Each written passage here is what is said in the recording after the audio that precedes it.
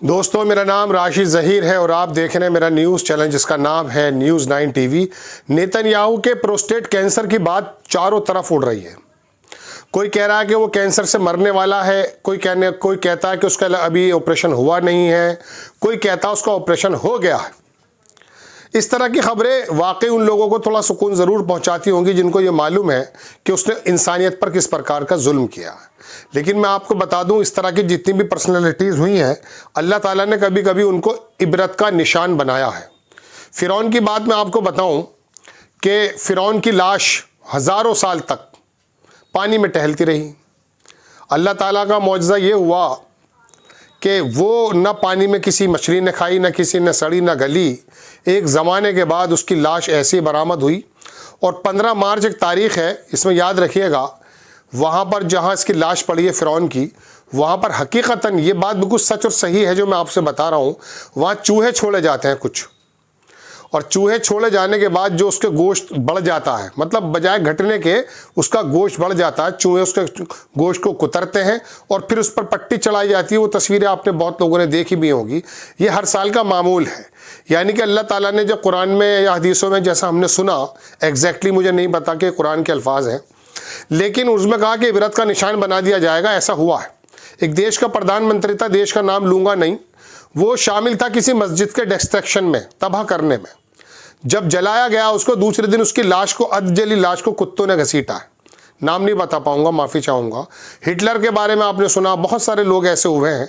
Netanyahu भी फ़िलहाल आज के दौर का हिटलर ही मानकर चलें।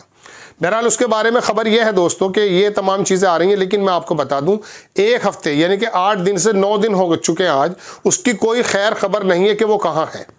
वो ज़िंदा भी है या मर गया है ये नहीं मालूम। पहले कोई कहता उसको हार्निया का ऑपरेशन हुआ, कोई कहता उसको फ्लू हुआ, कोई कहता कुछ और। ईमानदारी की बात यह है कि उसको प्रोस्टेट है। उसी के टीवी चैनल्स ने ये बताया, मैं दिखाने जा रहा हूँ आपको, कि उसका ऑपरेशन संडे को हो चुका है और संडे को हो चुका है। अब उम्मीद ये भी की जा रही है कि प्रोस्टेट कैंसर जो 3 स्टेज का है, वो फैल अगर जाता है तो जिस्म की दूसरी शिराओं में चला जाता है। लेकिन इसकी मौत कैंसर से नहीं होगी दोस्तों। इसकी मौत जो है वो तो मैं आपको बताऊं, अल्लाह ताला का कुछ ऐसा इबरत का निशानी से ज़रूर बनाएंगे कि आने वाली नस्लें इसको देखेंगी। और मैं आपको एक बात और बताता हूँ, राज रुख नाम का एक आदमी था, ये बादशाह था। ये बात है, मैं आपको बताऊं किनकी है, सलाउद्दीन अय्यूबी नहीं, तारिक बिन ज़ियाद की। स्पेन जब फतेह हुआ तो उनका लश्कर, ये तारिक बिन ज़ियाद के बारे में आता है जो बताया था आपने कि कश्तियाँ जला दी हमने, अल्लामा इकबाल का शेर भी है। तो तारिक बिन ज़ियाद ने कहा, सामने 1 लाख की फ़ौज थी, राज रुख नाम का वो बादशाह था। तो तारिक बिन ज़ियाद ने अपने लश्कर से कहा कि मौत सामने भी है और मौत पीछे भी है, चूँकि कश्तियों के ज़रिए ही ये लोग आए थे। ये इज़्ज़त की मौत है जो सामने है, और जो कमर के पीछे जो समंदर है वो ज़िल्लत की मौत है। आप कोई सी भी मौत चुन सकते हैं। तो ये गलत बात है कि उसने कश्तियाँ जला दी थी।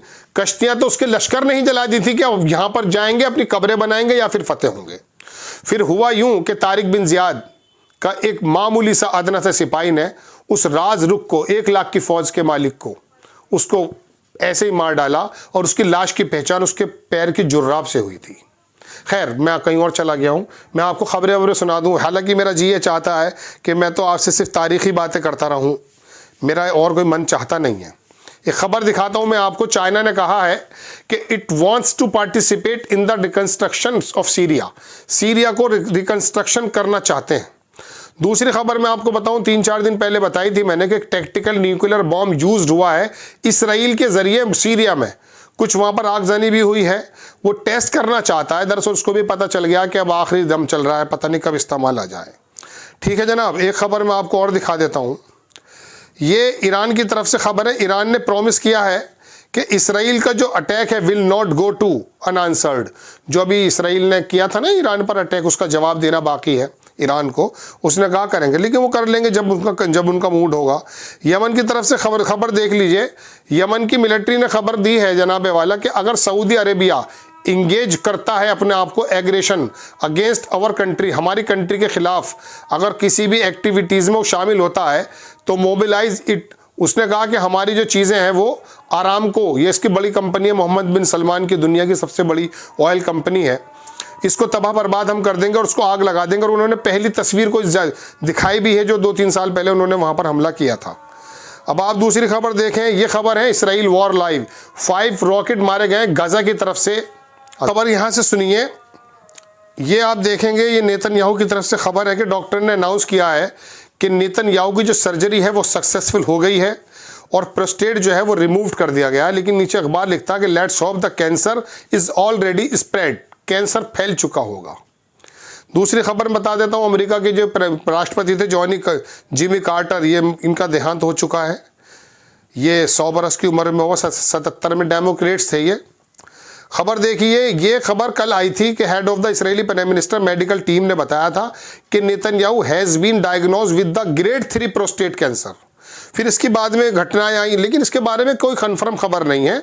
एक हफ्ते से नेतन्याहू ना कोई कभी बोला है, ना किसी से बात की है, ना किसी से मिला है। इसके बारे में नई नई बातें रही, कोई कहता बंकर में इसका ऑपरेशन होने वाला है, कोई कहता हो गया है, इस तरह की बातें हैं। इसकी बहरहाल बीमारी तो ये है। अब आप खबर देखें, सर्दी की वजह से गजा के अंदर 7 लोग इंतकाल कर चुके हैं। हवाएं चल रही थी, कल एक वीडियो देख रहा था मैं, इतनी ज़बरदस्त तेज़ हवाएं थी दोस्तों कि उनके टेंट जो थे वो उखड़े हुए थे। अल्लाह ताला उनकी मदद करे। 6 लोग जो हैं वो इंजर्ड हो चुके हैं। ये इसराइल का जो एग्रेशन डेमस्कस पर हुआ है, कंट्री, ये सीरिया के अंदर हमला उसने किया है, उसमें 6 लोग इंजर्ड हैं। एक जगह वो कब्जा भी करते हुए देखे गए हैं, ये भी दिखाऊंगा मैं आपको। Gaza is still launching rocket despite more than 1 year Israel genocidal war. Gaza से लगातार जो है मिसाइल, कल ही 5 मिसाइल मारे गए हैं, वही खबर सुना रहा था मैं आपको अभी। उसमें 2 तो इंटरसेप्ट कर लिए गए, 3 की सुना को उसने नुकसान किया है। आप खबर देखें, हमास जो है वो कुछ इस तरह के यूज़ कर रहा है इसराइली ड्रोन। वो इसराइली ड्रोन है जो टारगेट कर रहा है, जिससे वो ज़ायनिस्ट सेटलमेंट पर उनके ड्रोन कब्जे में आ गए या गिराने के बाद वो सही कर लेते हैं, जो भी बहरहाल हुआ है। अलबत्ता वो इसराइल के ड्रोन है जिससे वो हमला कर रहा है हमास। इसराइल जो है अनसक्सेसफुल हुआ है काउंटरिंग अंसारुल्लाह अटैक्स। ये जानकारों का, लोगों का कहना कि यमन पर जो हमले उसने किए हैं उसमें वो अनसक्सेसफुल है, नाकामयाब है। ज़ायनिस्ट जो एनालिस्ट है उसने कहा कि Israel has been unsuccessful in countering Yemen Ansarullah movement. Yemeni fighter continue their attack against Tel Aviv to show support for the oppressed Palestinians. फलस्तीनियों के पक्ष में जो वो हमला कर रहे हैं वो बराबर कर रहे हैं, लेकिन इसके अंदर इसराइल जो है नाकाम हुआ है उसको नाकाम करने में।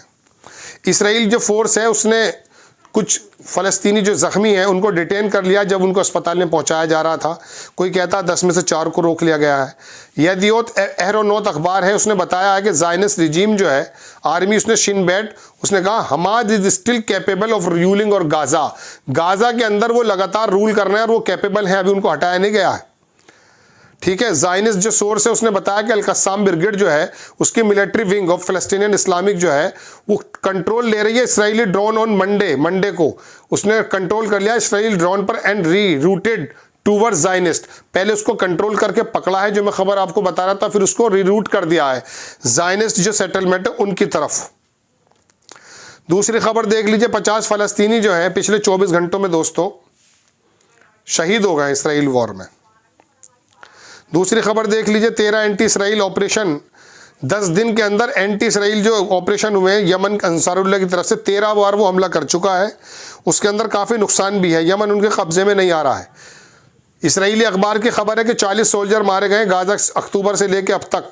इसराइली आर्मी ने 40 बताए, या 400 भी हो सकते हैं और 4000 भी हो सकते हैं। नेतन्याहू कैंसर जो है कन्फर्म्ड है। ये चैनल 12 ने कहा prime minister Benjamin Netanyahu has officially been और डायग्नोज विद प्रोस्टेट कैंसर। ये तो हम बता भी चुके हैं आपको। ये रोते हुए की तस्वीर नहीं दिखा सकता। इसराइली सोल्जर मारे गया गाजा स्ट्रिप के अंदर, इसकी तस्वीर भी है। इतवार के रोज़ मैंने आपको बताया भी था कि 5 लोग मारे गए, इसमें 3 कमांडर थे, उसी की खबर है ये।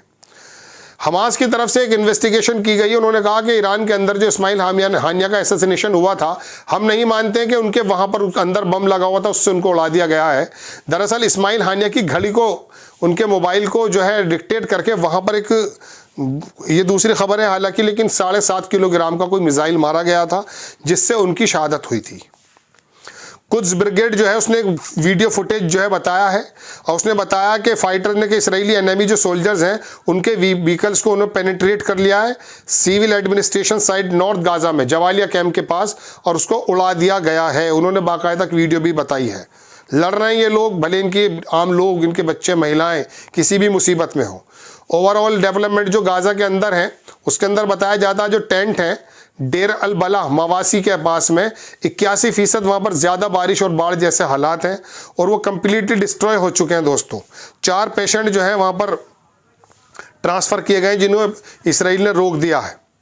Israeli occupation forces 4 patient out of the 10 patient while transferring them from the Indonesian hospital, जाते समय रोक लिया। ये तस्वीर देखेंगे आप, ये रिपोर्ट जो है इसराइली फोर्स की है और ये कहाँ चली गई है, ये सीरिया के अंदर चली गई है, जहाँ पर क्वांटिरा ये जगह है सिटी, वहाँ पर एक ऑफिस था बिल्डिंग, गवर्नमेंट बिल्डिंग, उसको उन्होंने वहाँ के एम्प्लॉयज़ वगैरह को सबको निकाल करके उसके अंदर कुछ मारकाट की है या जो भी कुछ किया है। ठीक है जनाबे वाला, आपको दूसरी खबर दिखाता हूँ मैं। अल कुद्स की तरफ से खबर आई है कि हमारे जो फाइटर्स हैं वो वापस आ गए बैटल लाइन्स और गाज़ा स्ट्रिप के पास, और रिपोर्ट करेंगे दे हैड बिलो हाउस, एक मकान को उड़ा दिया उन्होंने जहाँ पर ज़ायनिस्ट आर्मी जो है सोल्जर किसी तरीके से उनका होल्ड था। अल सिक्का कोई जगह है जबालिया कैंप में, वहाँ उसको उड़ा दिया उन लोगों ने। उन्होंने पूरी अपनी तस्वीर बताई है। हमास जो है उन्होंने बताया कि इसराइल जो है वो एक रुकावटें पैदा कर रहा है गाज़ा की जेनोसाइड जो बना हुआ है सीज फायर, उसके मद्देनज़र वो बंदा कुछ ना कुछ नई नई हरकत कर रहा है। वो अपनी कोर्ट के सामने भी कह रहा है साहब मेरा ऑपरेशन होने वाला है, मुझे फ़िलहाल छोड़ दिया जाए। ये खबर देखिए, यमन के जो आर्म्ड फोर्सेज हैं उन्होंने कंडक्ट, वही मैंने पहले आपको बताई थी, अखबार की खबर है बड़े, 13 anti Israel missile operation in 10 days. एक बड़ी खबर देख लीजिए, रशिया का जो स्टेट टीवी है उसने अनाउंस किया है 4.5 जनरेशन जो Su-35 जेट बनाया रशिया ने, बड़ा ज़बरदस्त जेट है। उसने अमेरिका को कहा भी था कि आइए ज़रा आजमा के देख लीजिए, अपना भी ले आइए, हम अपना भी ले आते हैं। उसने कहा कि वो डिलीवर करने वाला ईरान को मार्च में 2025 में, इसी मार्च में 15 जेट्स वो देने वाला है। ईरान के अंदर भी बड़ी ज़बरदस्त तैयारी चल रही है दोस्तों। वहाँ की कुछ वीडियोज़ मैंने देखी तो वो पता चल रहा है बहुत तगड़ी तैयारी ईरान की चल रही है। क्या मालूम क्या वजह है। खबर देख लीजिए, ये एंजेलिना जोली है, हॉलीवुड के एक्टर है। इसने कहा कि दुनिया के लीडर्स को involve, world leaders of the being involve in the crime happening in Gaza. सही बात है, गाज़ा के अंदर तमाम दुनिया के नेता शामिल हैं उस जेनोसाइड में। जर्मनी ने जो है 31.2 मिलियन डॉलर का हथियारों का जो है ना लेना देना शुरू किया इसराइल से, उसकी डील हो गई है। तस्वीर आपके सामने है, ये वो दरिंदा है जो मारा गया। Israeli army announce death of the soldier who was killed today in northern Gaza strip. ये आज ही मारा गया है। ये बंदा जो है इसराइली कम्युनिकेशन मिनिस्टर है, इसका कहना यह है कि हमारा जो फ्यूचर है वो यरूशलेम गेट से होकर जाता है, गाइडेड अवर पैथ, और हमारा जो हमें गाइड करता है हमारे रास्ता, is lead us to gates of the Damascus Syria, और सीरिया तक। इनकी प्लानिंग वही है, इनके मंत्री भी वही कहते हैं। ये जोलानी साहब हैं तहरीर अल शाम के, कह रहे हैं कि we will announce the dissolution of Tahrir al शाम, हम जल्दी ही तहरीर अल शाम को डिसॉल्व कर देंगे, और Syria is not yet fully liberated and it could take, मतलब 4 साल लगेंगे सारे ऑर्गेनाइज इलेक्शन करने में। करते रहिए, चीन की तरफ से खबर है। ये वो खबर थी जिसके अंदर गाज़ा के अंदर से 5 रॉकेट्स मारे गए हैं, जिसमें से 2 जो है मैं बता रहा हूँ इंटरसेप्ट कर लिए गए। ये टोटल खबरें हैं दोस्तों जो मैंने आपके सामने पेश की हैं। ये दुआएं करने की ज़रूरत नहीं है, अल्लाह ताला इसे इबरत का निशान ज़रूर बनाएंगे, कैंसर हो या कोई और चीज़। हमने आपको बताया ना, तारीख की आंखों ने देखा कि इन लोगों का हल क्या हुआ है। आने वाले वक्त में इससे पता चलेगा। बेहतर बात तो ये थी कि जब हमास का या अल-क़स्साम का एक आम सा लड़ाका इसकी गर्दन उतार लाता, तब जाके पता चलेगा कि वाकई किसको कहते हैं। चलिए खैर, अल्लाह की जो मर्ज़ी है। आपको खबर कैसी लगी अपनी राय कमेंट्स बॉक्स में ज़रूर दीजिए। चैनल को सब्सक्राइब कीजिए, शेयर कीजिए। नेक्स्ट टाइम मैं किसी खबर के साथ हाजिर हो जाता हूँ। जय हिंद।